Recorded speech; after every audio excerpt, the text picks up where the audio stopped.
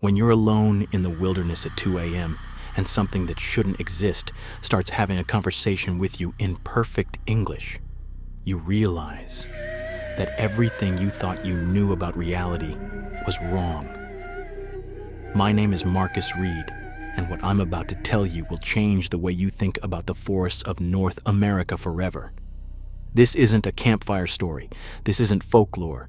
This is what really happened to me in September 2019, and the recording I made that night before my camera was destroyed is something I'll never forget. Before we dive into this terrifying encounter, if you enjoy these true Dogman stories and want to hear more incredible accounts, please hit that like button and subscribe to the channel. Your support helps us bring you the most compelling cryptid encounters from across the country. Now let's get into what happened that night in the Oregon wilderness. I'm 41 years old now, a wildlife documentarian by profession, which means I've spent the better part of 2 decades in remote forests, mountains, and wilderness areas across North America. I've filmed grizzly bears, tracked mountain lions, documented wolf packs, and spent countless nights alone in places most people would never dare to go. I thought I'd seen everything the natural world had to offer. I was wrong. In September 2019, I was working on a documentary project about the nocturnal wildlife of the Cascade Range in Oregon. My focus was on predator-prey relationships, specifically how cougars and coyotes adapted their hunting patterns in areas with minimal human presence. I'd secured permits to film in a particularly remote section of the Willamette National Forest, about 40 miles from the nearest town. The location was perfect for my purposes: dense old-growth forest, minimal trail access, and virtually no human activity. I'd set up a base camp near a small creek, with multiple trail cameras positioned throughout a 5-mile radius. My plan was to spend 3 weeks in the area, rotating between different observation points and collecting footage of nocturnal animal behavior. The first week was productive but unremarkable. I documented several cougar sightings, recorded coyote vocalizations, and captured footage of elk herds moving through the area at night. My trail cameras were functioning perfectly, and I'd established a comfortable routine: film from dusk until around 2 a.m., review footage until dawn, sleep during the day, and repeat. It was on September 19th, my 9th night in the forest, that everything changed.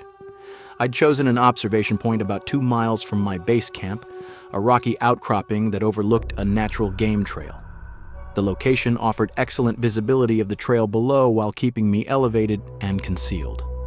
I arrived just before sunset, set up my equipment, and settled in for what I expected would be another routine night of filming. The evening started normally. I recorded footage of deer moving through the area around 9 p.m., followed by a family of raccoons around 10:30. The forest sounds were typical: wind through the trees, occasional bird calls, the distant sound of the creek. My infrared camera was capturing excellent footage, and I was pleased with the night's progress. Around 11:45 p.m., the forest went silent, not gradually, but suddenly, as if someone had flipped a switch. The background chorus of insects, the rustling of small animals, even the wind seemed to stop. In my 20 years of field work, I'd experienced this kind of silence before, usually just before a large predator moved through an area. I assumed a cougar or bear was nearby and readied my camera, excited at the prospect of capturing footage. What happened next wasn't anything I could have prepared for. From the darkness below my position, I heard something that made my blood run cold. Footsteps. Not the 4-legged gait of a bear or the careful padding of a cougar, but bipedal footsteps, heavy, deliberate, and moving with purpose along the game trail. I adjusted my infrared camera toward the sound, my hands trembling slightly. Through the viewfinder, I could see heat signatures moving through the trees. Whatever was down there was large, much larger than a human, and it was walking upright on 2 legs. As the figure emerged into the clearing below me, I had to suppress a gasp. The creature stood at least 8 feet tall, covered in dark fur that my infrared camera showed as lighter patches against its body heat. Its shoulders were massive, its arms disproportionately long, and its head had an elongated snout that was distinctly canine. This wasn't a bear, this wasn't a person in a costume, this was something else entirely. I'd heard the stories, of course. Every wildlife professional who spends time in remote forests has heard about DOGMAN sightings, the alleged creatures that walk like men but have the features of wolves or large dogs. I'd always dismissed them as misidentifications, hoaxes, or the products of overactive imaginations. But watching this thing move through the clearing below me, I knew I was seeing something that shouldn't exist according to conventional zoology. The creature stopped in the middle of the trail, tilting its head as if listening. I held my breath, keeping absolutely still. My camera was recording, capturing what would be undeniable proof of something science claimed was impossible.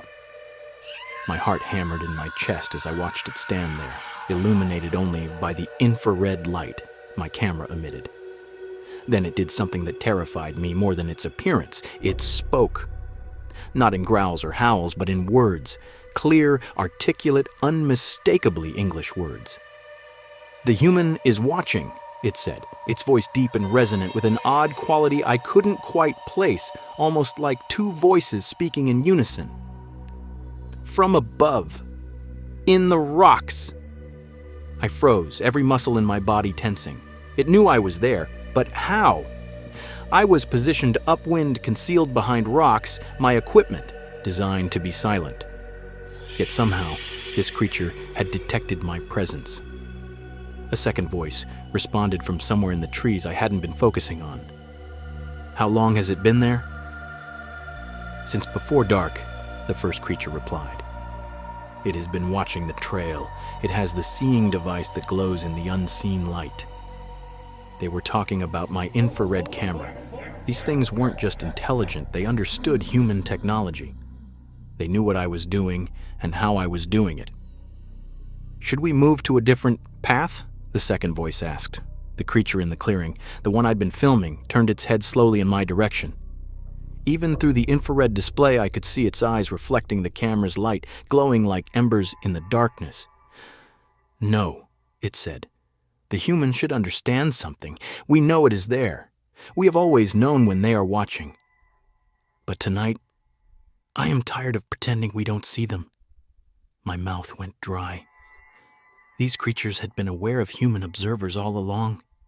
How many wildlife cameras, how many researchers, how many hunters had thought they were hidden, only to be knowingly ignored by these beings?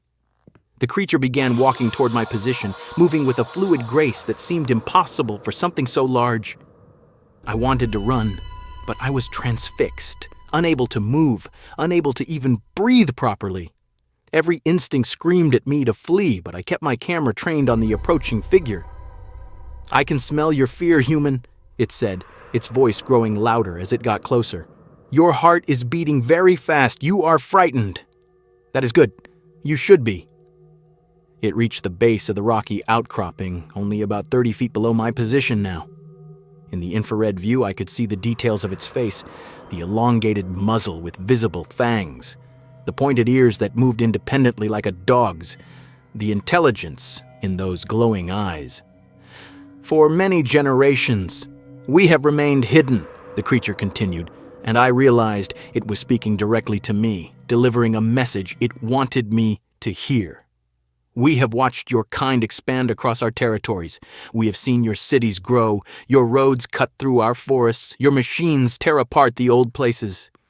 And we have stayed silent, stayed hidden, because we are few and you are many." A third voice joined the conversation, this one female-sounding, and coming from somewhere behind me. I didn't dare turn around. "Draven, this is unwise," the new voice said. "The old laws forbid direct contact. If the Council learns, the Council clings to old ways while our hunting grounds disappear," the creature below me, apparently named Draven, interrupted.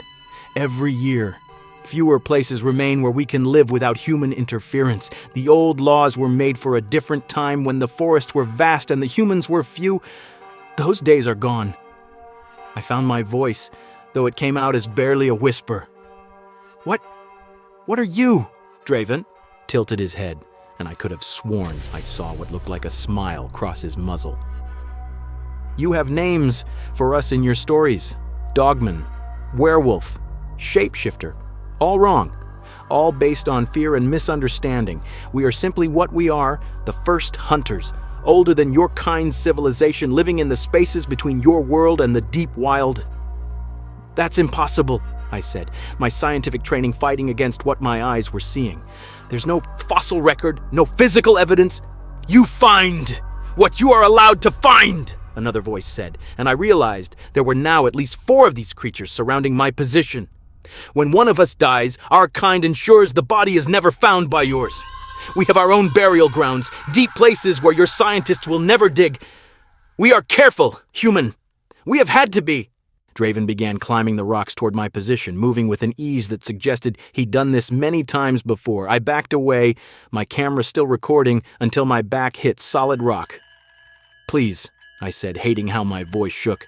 I'm just a documentarian. I'm not a hunter. I'm not trying to hurt anyone.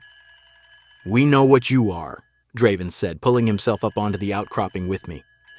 Up close, he was even more massive than I'd realized, at least 8.5 feet tall with shoulders that seemed impossibly broad. The smell that came off him was musky and wild, like wet dog mixed with something earthy and ancient. Your kind has always been divided, he continued, settling into a sitting position that was disturbingly human-like. Some hunt us for sport or fear. Others seek us for profit or fame. And a few like you simply want to observe, to understand. We have been watching you this past week, Marcus Reed. We know your name because we investigated your camp while you slept during the day. We read your permits, your notes, your research goals. The fact that they knew my name, that they'd been in my camp, made my skin crawl. Why reveal yourselves now? I managed to ask. Because I am tired, Draven said, and there was something profoundly weary in his voice. Tired of hiding. Tired of watching my people dwindle because we refuse to adapt to a world that has already changed. You asked what we are. Let me tell you our true story, human, because perhaps it is time that some of your kind finally understood. He gestured to the other creatures, who emerged from the shadows to sit in a rough circle around us. There were 5 of them in total, all varying in size and appearance, but sharing the same general features. Upright posture, canine faces, fur-covered bodies, and eyes that held unmistakable intelligence. We have existed alongside humanity for thousands of years, Draven began, his voice taking on an almost storytelling quality. Before your cities, before your civilization, when your ancestors were just beginning to master fire and stone tools, we were already here. Some of your anthropologists have found evidence of us in ancient cave paintings, though they dismiss the depictions as mythology or shamanic visions.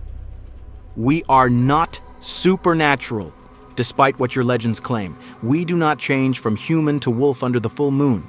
We are not cursed or demonic. We are simply another branch on the evolutionary tree, one that developed intelligence and tool use independently in parallel with your species.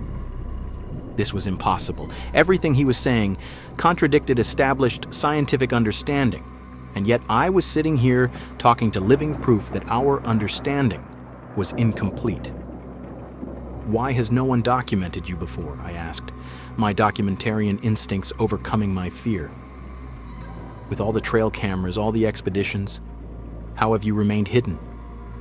Because we are intelligent and because we have adapted, a female voice said. This was the creature who'd spoken earlier, warning Draven. She moved closer and I could see she was slightly smaller, maybe 7 feet tall, with lighter colored fur. We learned long ago to avoid your trails during seasons when hunters were active. We learned what your cameras looked like and how to move around them. When we must cross areas with heavy human presence, we do so carefully, in ways that leave minimal evidence. We also help each other die in secret, another creature added, this one with graying fur around his muzzle. When one of us is injured or dying, we carry them to places your kind cannot reach, deep caves or high mountain ledges. We never leave remains where you might find them. It is one of our oldest laws. Death must not reveal us to the humans. Draven nodded. For generations, this strategy worked, but the world has changed faster than we could adapt. Your population has grown. Your technology has improved. Satellite imagery, DNA analysis, thermal drones, The tools you have now make hiding far more difficult. 20 years ago, there were perhaps 500 of us scattered across North America. Today, I would estimate fewer than 200 remain. "You're endangered," I said, the scientist in me immediately grasping the implications. "Critically endangered." "Yes," Draven agreed. "But we cannot seek your protection because to do so would mean revealing ourselves fully, and that would likely lead to our extinction faster than our current path. We have discussed this in council many times. Do we approach your governments and risk being hunted, captured, studied, perhaps exterminated? Or do we continue hiding, growing fewer each year until we eventually disappear entirely? There is no good choice."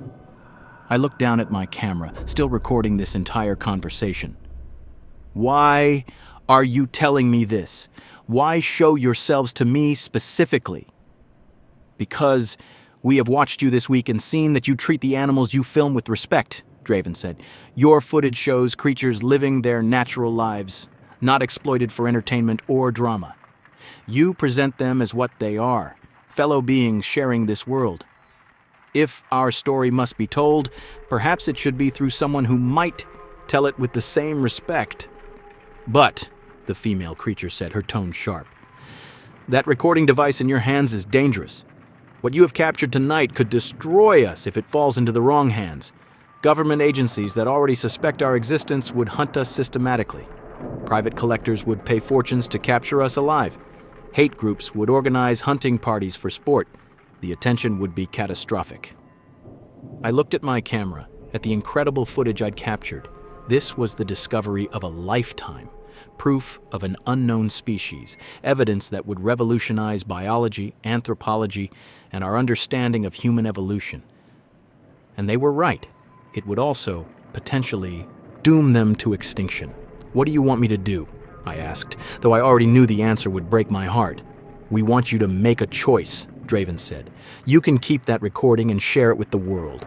You would become famous, wealthy, celebrated in scientific circles. But you would also paint a target on every member of my species. Research teams would flood these forests. Hunters would come seeking trophies. Our remaining territories would be invaded and dissected. We would be forced into an open conflict with humanity that we cannot possibly win. Or," the elder creature with gray fur said, "you can destroy the recording, keep our secret, and live, knowing you had a conversation with beings your world claims don't exist. The choice is yours, human. We will not force you, but we will ask you to consider what kind of person you want to be." I sat there in silence, the weight of the decision crushing down on me. This was everything I'd ever worked for, the footage that would make my career, the discovery that would ensure my name in history books. But at what cost? "Can I ask one question first?" I said finally. Draven nodded. "You may ask. Are there others like you, other cryptids, other unknown species living hidden in the wilderness?" A strange look passed between the creatures, what I could only interpret as a shared understanding. "Yes," Draven said simply. "We are not alone in hiding. But that is not your story to tell, and it is not ours to reveal. Some secrets must be kept even from those we choose to trust." I looked at my camera again, then at the creatures surrounding me. 5 intelligent beings representing a species on the brink of extinction, asking me to help them remain hidden, to choose their survival over my ambition. I made my decision. With trembling hands, I opened the camera's memory card slot and removed the SD card. Before I could second-guess myself, I placed it on a rock and used another stone to smash it into pieces, destroying the footage forever. The relief that passed through the group was palpable. Several of the creatures visibly relaxed, and the female made a sound that might have been a sigh. "You made the right choice," Draven said quietly, "but I suspect that was difficult for you." "It was the hardest decision I've ever made," I admitted, fighting back tears at the loss of that incredible footage. "But you're right. Your survival is more important than my career." "There is something else you should know," the elder creature said. "You are not the first human we have revealed ourselves to. Over the centuries, there have been others who we trusted with our secret. Some kept it, becoming protectors and allies. Others broke their promise and tried to expose us. Those incidents led to hunts that killed many of our kind. We take a significant risk by showing ourselves to you. Why take that risk, I asked. Why now, with me? Because we are running out of time, Draven said. Because our numbers dwindle and the younger generations question whether hiding is still the right path. Some argue we should reveal ourselves and take our chances with humanity. Others insist we must remain secret at all costs. We are divided, Marcus, and division among a dying species is dangerous. By speaking with you tonight, the female creature added, Draven has violated our laws. He will face judgment from the council, but he believes, as do some of us, that perhaps it is time to test the waters, to see if there are humans who might be trusted with knowledge of our existence. What happens now? I asked. What do you want from me? We want you to go back to your world, Draven said, and live your life knowing we exist. We want you to remember this conversation when you see forests being cleared for development, or when you hear about unknown species being driven to extinction. We want you to understand that the wilderness still holds mysteries, still shelters beings who have as much right to exist as your kind. And, he continued, his tone becoming more serious, if a time comes when my people decide we must reveal ourselves to humanity, we want to know there are humans who might speak for us, who might help bridge the gap between our species. Would you be willing to be such a bridge if the need arose? I thought about what he was asking, to be a keeper of this incredible secret, to potentially serve as an intermediary between humanity and a hidden species. It was insane, impossible, and yet completely real. Yes, I said, if that time comes, I'll help however I can. Draven extended his hand, that massive, clawed hand, in an unmistakably human gesture. I reached out and shook it, feeling the strength in his grip tempered by careful control. Then we have an understanding, he said. But Marcus, there is one more thing. The trail cameras you have set up throughout this area, they must be relocated, not destroyed, simply moved to different areas where we do not travel. Can you do this? Of course, I agreed. I'll move them tomorrow. Good, the elder said. We will monitor your work here for the remainder of your stay. If you keep your word, if you protect our secret and adjust your camera placement, then you will have our trust. And perhaps in time, others of my kind will come to trust humans again as well. The creatures began to depart, melting back into the darkness with a silence that seemed impossible for beings so large. Draven was the last to leave, pausing at the edge of the outcropping. One final piece of advice, Marcus Reed, he said. When you return to civilization, people may ask you about your time here. They may ask if you saw anything unusual. Tell them you saw what you came to see, ordinary wildlife behaving naturally. Do not hint at more. Do not drop clues hoping someone will believe you. Our survival depends on your complete silence about this encounter. I understand, I said. I won't tell anyone. Not even family or close friends, he emphasized. The best-kept secrets are those shared with no one. Can you live with that burden? I looked out at the dark forest, at the ancient trees and hidden spaces where these incredible beings made their lives. I can, I said, for your sake. I can carry this secret alone. Draven nodded, then dropped down from the rocks and disappeared into the night. Within seconds, the normal sounds of the forest returned, insects, wind, the distant creek. It was as if the past hour had been a dream, except for the destroyed memory card lying in the pieces on the rock beside me. I spent the rest of that night sitting on the outcropping, trying to process what had happened. As dawn approached, I packed up my equipment and made my way back to base camp. True to my word, I spent the day relocating all my trail cameras to areas Draven had indicated were not part of their regular travel routes. The remaining 2 weeks of my expedition were productive from a documentary standpoint. I captured excellent footage of cougars, bears, and various other wildlife, but every night I found myself scanning the darkness, hoping for another glimpse of those incredible beings. It never came. They had revealed themselves once, delivered their message, and now had returned to the shadows where they'd survived for centuries. When I returned to civilization, I submitted my documentary footage, which was well received and eventually led to a successful film about nocturnal predators in the Cascades. No one ever knew about the destroyed memory card or the footage of a lifetime that I'd sacrificed.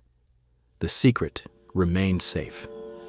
In the 4 years since that encounter, I've continued my work as a wildlife documentarian, but I approach every project differently now.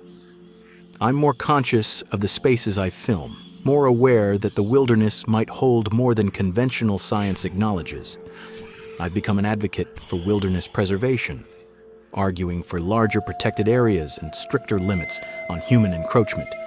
Sometimes when I'm filming in remote forests, I'll find small signs that I've come to recognize. Trees marked in specific patterns, rocks arranged in particular ways, areas where game trails show evidence of something large moving through on two legs. I never film these things. I note them privately and move my equipment to different areas, honoring the agreement I made that September night. I've also noticed something else over the years. I'm not the only researcher who seems to encounter these beings and choose silence. I've met other wildlife professionals who have a certain look in their eyes when discussions turn to cryptids or unknown species, a knowing look, a careful choice of words, a subtle change of subject. I suspect there's a loose network of us, people who've been entrusted with knowledge of these beings and who work quietly to protect their secret. The ethical weight of my decision still keeps me awake some nights. I destroyed evidence of a species whose existence would rewrite biology textbooks. I kept silent about beings who have as much right to scientific recognition and protection as any other endangered species, but I also honored the wishes of intelligent beings who chose to trust me with their story, and I helped protect them from a world that might not be ready to accept their existence. Draven was right about one thing. Division within his species has grown. Through careful attention to wilderness forums and cryptid sighting reports, I've noticed an uptick in DOGMAN encounters over the past few years. More sightings, more detailed descriptions, more encounters where the beings seem less concerned about being seen. I wonder if this represents a younger generation less willing to remain hidden, or perhaps a species running out of places to hide. If the day comes when they choose to reveal themselves, if they decide that open existence is preferable to slow extinction through concealment, I'll be ready to serve as that bridge Draven spoke of. I'll use whatever platform and credibility I have to argue for their protection, their rights, their recognition as intelligent beings deserving of respect and coexistence. But until that day, the secret remains. The footage is destroyed. The encounter exists only in my memory and in the journals I keep locked away, to be opened only if circumstances change or if I'm contacted again by members of their species. I'm 41 years old. I'm a wildlife documentarian with 20 years of field experience, and I had a conversation with a dogman who spoke perfect English and told me the secret history of his species. It's a secret I'll carry for the rest of my life, a burden and a privilege in equal measure. The wilderness is not empty. It's not fully explored. It still holds mysteries that science hasn't cataloged, beings that have chosen concealment over revelation. And sometimes, if you're very lucky and very careful, those beings might choose to trust you with their truth. Every time I enter the forest now, I carry that knowledge with me. I move with more respect for the unseen, more awareness of the possibility that I'm being watched by eyes more intelligent than I'd ever imagined. And occasionally, when I'm alone in the deep wilderness, I'll find a stack of stones arranged in a very specific pattern, a sign that I've come to understand means, we see you, we remember, we trust you to keep your word. And I do. Every single day I keep that promise. Because some secrets are bigger than personal ambition, some truths are more important than fame or recognition, and some beings deserve the dignity of choosing their own path, even if that path is one of shadows and silence. The dogmen are real. They are intelligent. They are dying. And they are trusting a handful of humans to protect their secret until they're ready to decide their own future. I'm honored to be one of those humans, and I'll carry that responsibility for as long as I live. This is their story, told in the only way I can tell it, anonymously, without proof, without the footage that would convince skeptics. If you choose to believe me, that's your decision. If you don't, I understand. The lack of evidence is by design, a necessary sacrifice to protect beings who have survived this long precisely because they've remained hidden from cameras and documentation. But know this. The next time you're in deep wilderness and you feel like you're being watched, the next time you hear sounds that don't quite match any known animal, the next time you see tracks that don't fit conventional wildlife identification, consider the possibility that you're not alone, that something intelligent, ancient, and remarkable is observing you from the shadows, deciding whether you're a threat or simply another human passing through their territory.